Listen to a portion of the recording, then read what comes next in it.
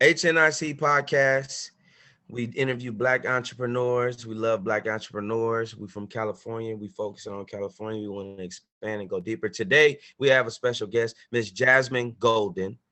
I don't like to give too much detail about what the business is. I want the business owner to market themselves. And then, so we're going to give Jasmine an opportunity to tell her what her business is and what she does.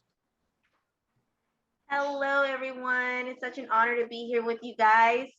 Um, so, of course, my name is Jasmine Golden, and the name of my business is Arielle Anaya.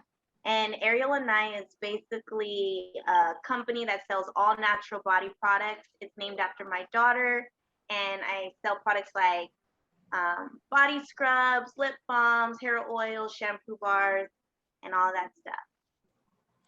Beautiful, beautiful. We love it. We love to see Black people doing good things. We love to see everybody doing good things. I'm a big fan of Malcolm X. One of his quotes is, if your enemy is the one in charge of your progress, you're in trouble. So I love to see people do things for yourself, because can't nobody do nothing better for you than you can do for yourself. So let's get right into this. Jasmine Golden, who are you and where are you from? Where were you born? Okay, so I'm a young entrepreneur. I'm an author. I'm a college graduate. I am a single mom, and I am from Los Angeles, California, born and raised.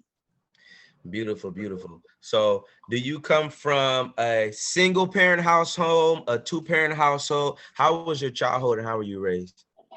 I was raised under a single parent household. I was raised by my mother, and it was three of us. So, yeah, poor upbringing since she was a teen mom. So, a kid raising kids type of situation. Yeah, we all experience stuff like that, outside of because we do have a personal connection. Outside of that, everybody's been, they always say the average black man, black dad story and all that stuff. So it's beautiful to see when people can overcome stuff like that. So where did you live? Where were you, where were you specifically raised? Okay, so because I was raised by a teen mom, she didn't really have a lot. So growing up, we moved a lot of times throughout LA. I would say growing up, as far as my education, my mom really wanted to focus on us getting a good education. So in the Torrance area is mostly where we got our education, me and my brothers. And then all over, I would say. We lived on people's couches. We stayed with my grandmother in Orange County, just all over LA. That's what we call a clusterfuck. Excuse my language. So how did that make you feel? Was that difficult, or did it affect you in any way? Did it make you feel like you weren't a part of like a community or anything? Did that affect you in any type of way? I would say yes, it definitely affected me because I didn't have a true place that I can call home. I noticed that some of my friends, they've had like childhood homes where they've been there, they grew up there. I didn't get to experience that. My neighborhood friends changed often. So yeah, I was definitely lacking that sense of community. Yeah, and that's important, man. That's something we discussed with one of our other guests, and they said that was a big contributor to their upbringing and how they were able to even have the mindset of entrepreneurship, because their community was kind of like the beginning, and there was an older guest, and the community was the beginning, and that kind of gave them the idea that, oh, I can do that too. And sometimes a lot of earlier generations or new generation, what we would call millennials, they miss out on that because our sense of community has been sometimes slipped right from under our feet. Oftentimes, as Black people specifically, we talk about like before, we used to be mad because we wanted to desegregate. We wanted things to be fair and equal. We wanted to give everybody, but now things have changed, and now segregation is kind of like more common. Well, it is a common thing, not more common thing. Now that that's alive and present, now we're complaining about gentrification. You know what I'm saying? So we want everything equal for everybody, and then now people say equal for everybody. Where we're gonna move in and starting businesses here, and then you got people from outside of your community coming and starting in, and that's definitely like not having a community. I could see how that would definitely affect like how you was raised. But now that we got that little background, what school did you go to in Los Angeles? Okay, What so schools? Maybe we should say what schools. I went to few amount of schools. I will say if we're gonna start with high school, I graduated from LA High. So that would be one from LA. LA native, LA in the house. Yes. Um, After that, I did a lot of community colleges throughout LA. So LA Harvard College, Los Angeles Southwest College, so many. I just changed my major multiple times and graduated with 3 associate degrees. So yeah, I've been to a lot of schools throughout LA. That's good. You graduated with 3 associate degrees. That's a huge accomplishment. Thank Kudos. you. Thank you. Kudos. That was really like a lot of people don't get to accomplish that thing. And that's the point of this. We want to inspire people to do what you do and do what you're doing. It is possible for everybody. It doesn't matter what you've been through, what you go through. You just explain like you're house to house, homeless, and all these other things. And we want people to know like that's not the deciding factor. Like God lives in each and every single one of us. And as long as you home in on the energy in his presence, like you're connected to the infinite universe that he's put you a part of, and anything is possible. So that's really a good accomplishment, and I'm happy to hear that. So next question, we're gonna just dive right into it. um Before you even started a job, excuse me, before you even started a business, was there any jobs you got into, anything you got, like, did you save money? Like, what is it that made you like pushed you towards it? Was it you didn't want to work a job because you had so many jobs? So just speak on your employment history for us real quick. Okay, so for my employment, straight out of high school, I was working for CVS Pharmacy. I still work there part time, but that was just my main thing, just working there part time. And it was a good job, but at the end of the day, I always realized that I wanted to be my own entrepreneur and I didn't want to do that 9 to 5 thing. So I never could fully commit to working full time. That makes a lot of sense. I was just speaking to somebody about this recently. I actually do have a job as well, on top of me trying to dibble and dabble in other things. I think that's what I wouldn't always say just quit. You know, make sure you're providing for yourself and you're not homeless.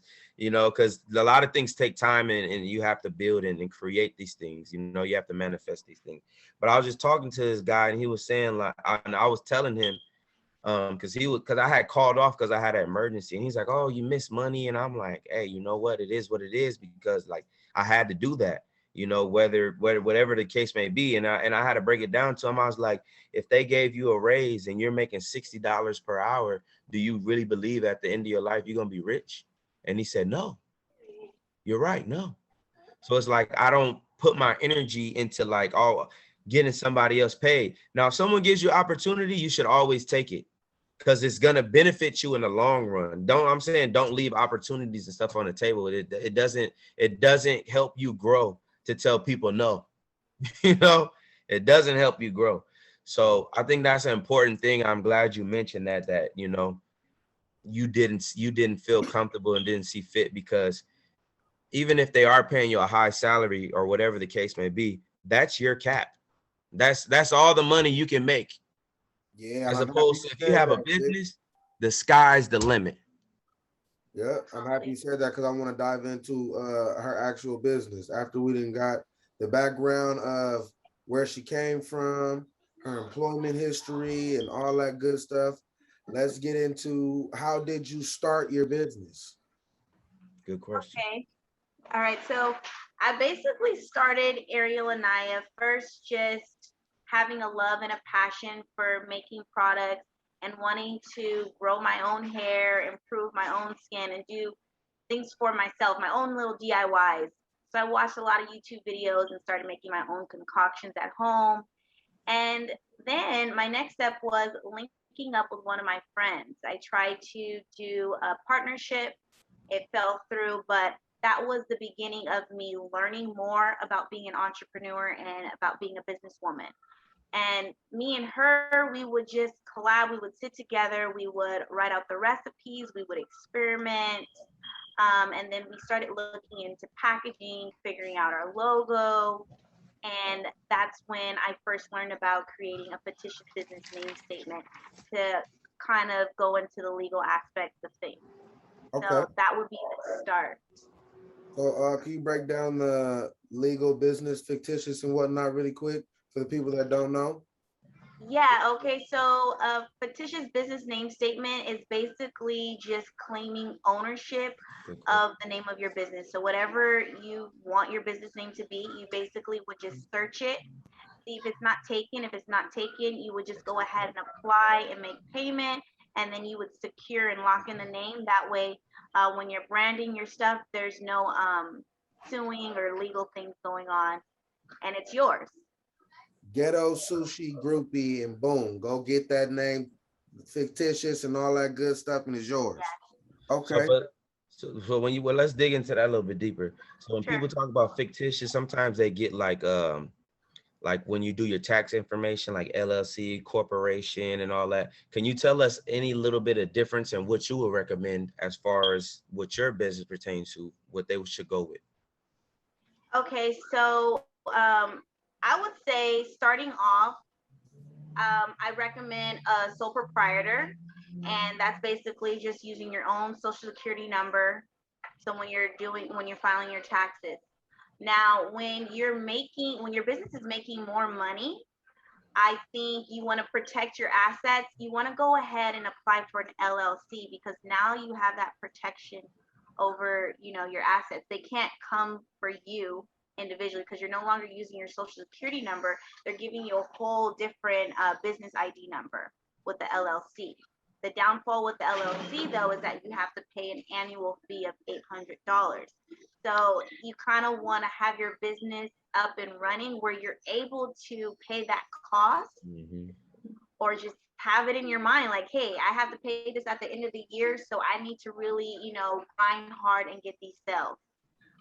That's a very, very, very, very, very, very good point, because most people, like, all they hear is like through like media, or I don't want to just say media, just period, LLC, get an LLC, but there's so many different tax brackets you can fall under, and it really depends on what level you're at. So like you just said, there's an annual fee of $800.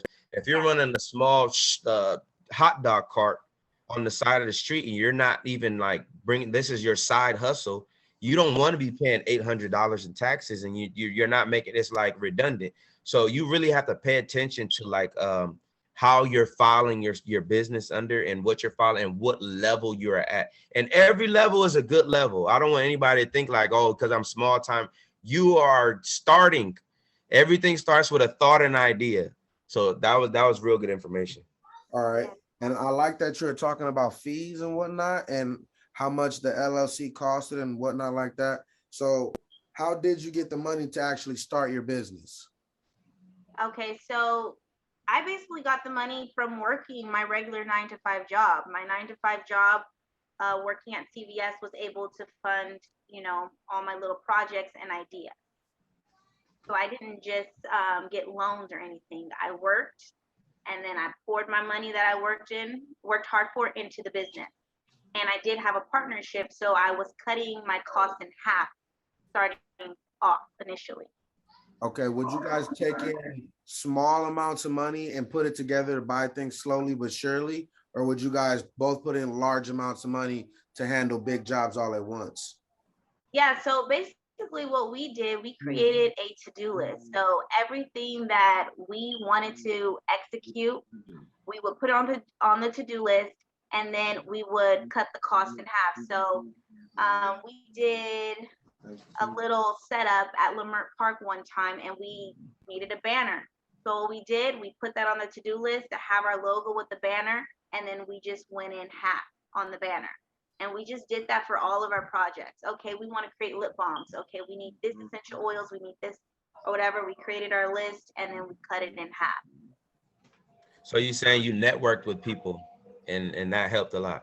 Starting off, getting into being an entrepreneur, I did start off as a partnership. And yeah, so I definitely was networking with a friend of mine.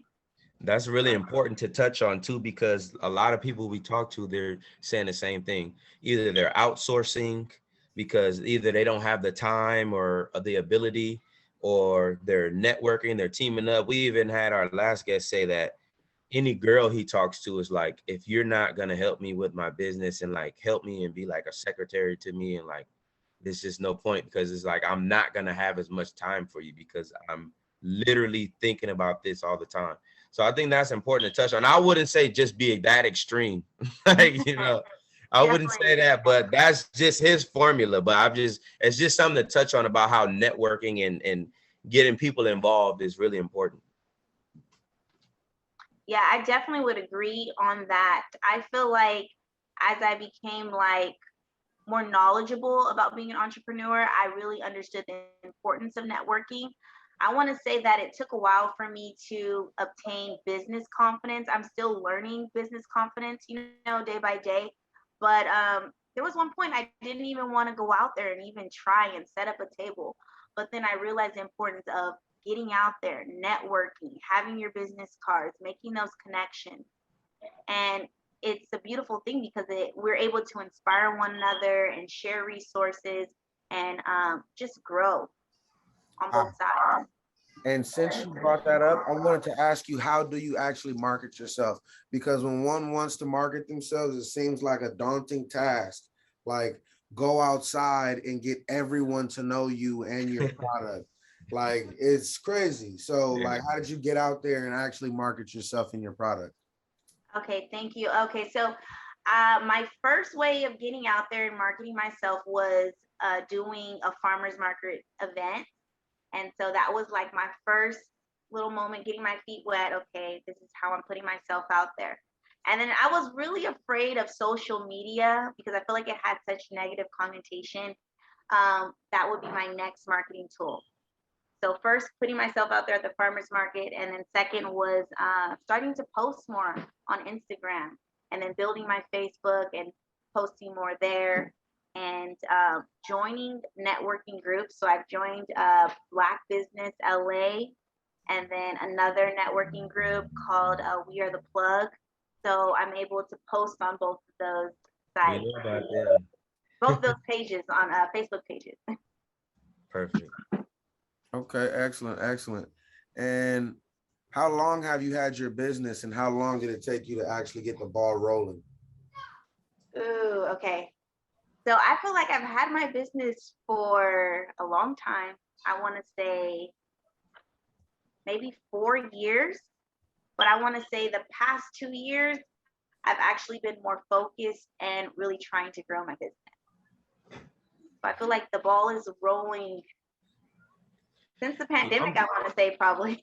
No, you know what? That's a good thing you mentioned. I'm glad you mentioned that, because I watched this. I don't want to give no shout outs, but I'll give a shout out. I watched this podcast called All In, and this guy, he's a billionaire. All the guys on there are billionaires, and they basically kind of try to give you a little bit of game about like how to do this type of stuff.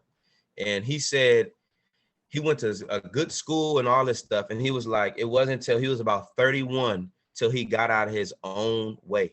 And he was like, he was trying, and I read other books like Mark Cuban, dude who owns the Mavericks, said he was selling powdered milk. He was like, that was a disaster.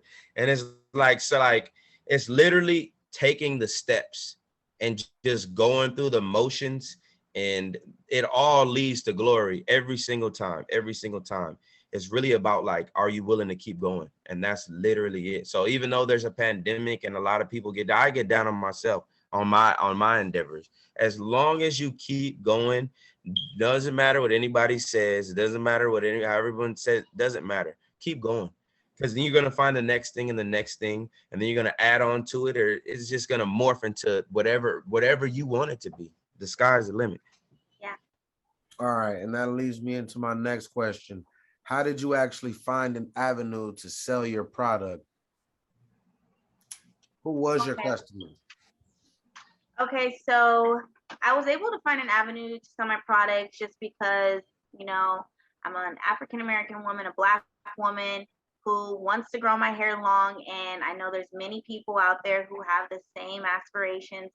So that's basically how I figured everything that I kind of want for myself, I wanted to go ahead and provide that to other people. So I'm looking for customers who are like myself. Genius. That is genius. Okay. That's easy. That's an easy demographic to follow. People like me. Okay, and who is Arielle Anaya? Arielle Anaya, she's my daughter. That is my daughter. And so I'm definitely someone who believes in leaving generational wealth. So this brand is created after her, will be left to her. And that's the whole idea behind it. That is beautiful. I want to touch on that real quick. That is important because I keep reiterating because we're going to try to do as many as we can. And a lot of business minded people kind of mention the same little like jewels and points. And one of the other guests said, it's not about how much money you're going to make. It's like, why do you want to make money? It's not you know what I'm saying? And that's a good like motivation. That's something that will make you prosperous. Like it will happen because of that. It's because it's not necessarily I'm getting it for the right reason. It's because I have a reason. It's not just because I want to buy a Bentley or I want to buy a mansion. Like, all right, once you get a mansion, then what? You're just going to die? It's over? You know? So I think I'm glad you said that. Yeah. All right, and we are getting close. I wanted to ask you what inspired you to lean towards. Oh no, you already answered that question. Inspiration. You already got that. You covered it and killed it. All right. How do you overcome adversities? Those hurdles you got to climb and jump over. And when you hit that rough spot and you like, you know what? I could just not do this anymore. How do you get past that? Excellent question. Okay. So yes, I definitely have experienced those moments as an entrepreneur. I am a Christian woman, so I definitely lean onto God when I have those moments of adversity. I do believe in prayer and really connecting with the right people. So when I have those moments, I like to do a lot of research and connect with those people who are able to help me conquer those challenges. Excellent. All right. And I feel like that has wrapped it up for the questions I have. I feel like Vic's going to want to ask a few more and maybe jump into that speed round. We're going to do a speed round and we're going to do another speed round. We're going to switch it up. Okay. So we got some exclusive questions from a very special person named Dion Golden. You might know him. I don't know. So we're gonna just go ahead and knock this out the park real quick. So, would you expand your business? Would I expand my business? Absolutely. That is the goal. So I am expanding my business right now. I'm in the process of dabbling in jewelry making. So I've done that in the past, but now I am doing gold pieces. So like I have this ring on and this necklace. This is my symbol, by the way. And so, yeah, definitely looking for expansion. Perfect. All right. And if so, oh no, if you can choose, how much would your yearly salary be? If you had the option, and what would you be most comfortable with? A yearly salary. Ooh. And that's a personal question. But we digging deep today. I would like to make $500K a day. How much does that give me per year? You want to be rich. That's what I want to make.